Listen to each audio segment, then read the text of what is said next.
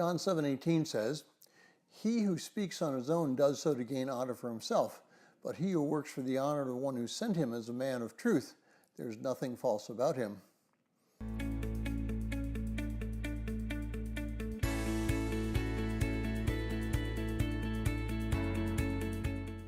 Well, if you're joining us in reading through this 60-day reading plan, today's reading is John 7:17 through 39, and I encourage you to read that passage. Well, I was recently watching several television preachers and was evaluating what they'd said.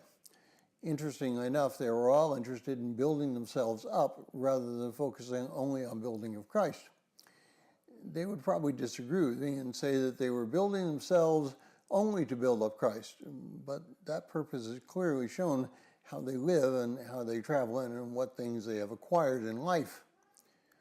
One who is seeking after God will not seek after his own glory, but will seek the glory of God the Father through Christ. We have to learn humility. We have to learn that it is not our lives that are important, but rather everybody else's lives. They need to be reached and they need to be shown who Christ is and the ministry that he can have in their lives. We as humans like to be comfortable. We show that in our churches. Modern Protestant churches tend to hold the theology of worship through entertainment rather than worship because of our relationship to God.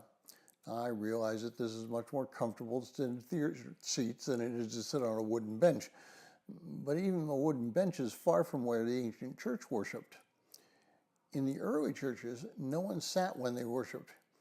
Only the old and infirm might rest against a wall, but while the body of believers were gathering to worship, there was no such thing as sitting down. We can barely stand for 10 minutes without being fatigued. When we're resting, who is that which we're honoring, ourselves or Christ? What brings us closer to Christ, doing his will or doing our own will? Christ sent us out to the world. Our place is not to be honored. Our place is to be a good servant and to be humble ourselves and to do his will and not our own.